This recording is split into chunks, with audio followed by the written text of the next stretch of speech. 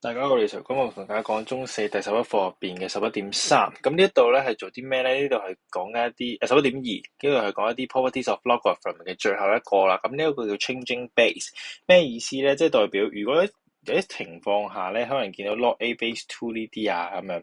咁如果你見到啲情況好似下面第4題啲咁樣，個 base 唔一樣，咁我哋要點樣去做咧？咁呢個情況下，我哋就係要去用 changing base 嘅方法去幫你解決條問題啦。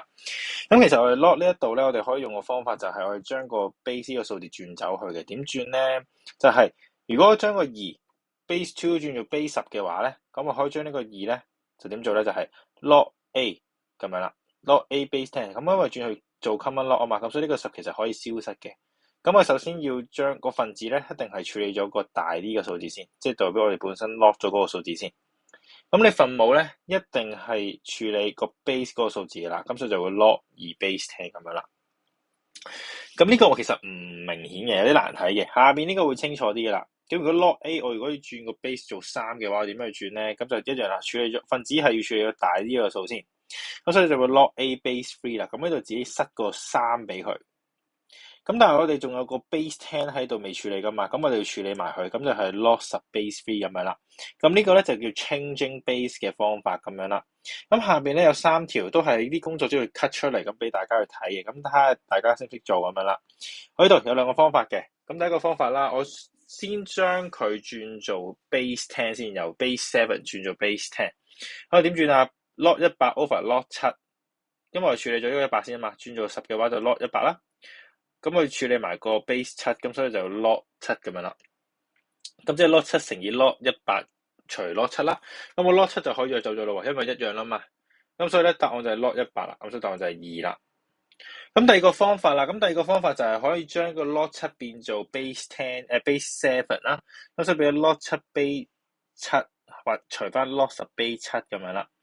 咁樣咧就可以約走咗嗰個log 7 base 7呢一個咧就可以變做1啦，咁剩翻呢個 log 10 base 7咧就可以同呢個約啦，咁就答案就得翻2啦。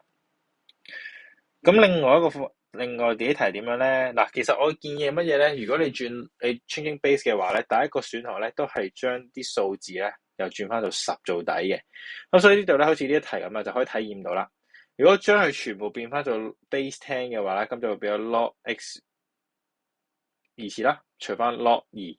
因為變咗俾10做底啊嘛，咁呢度有個10喺度嘅，咁除翻 log x over log 4，咁所以呢度咧啲次方拉晒落去啦，咁呢度咧變咗 log 4咁樣啦，就會有2嘅2次嘛，咁就可以拉落嚟，拉到 log 前面啦，咁個 x 除之後個乘就可以顛倒啦，呢度兩個數字，咁就可以約走晒啲一樣嘅嘢啦，咁答案就會係變咗4啦。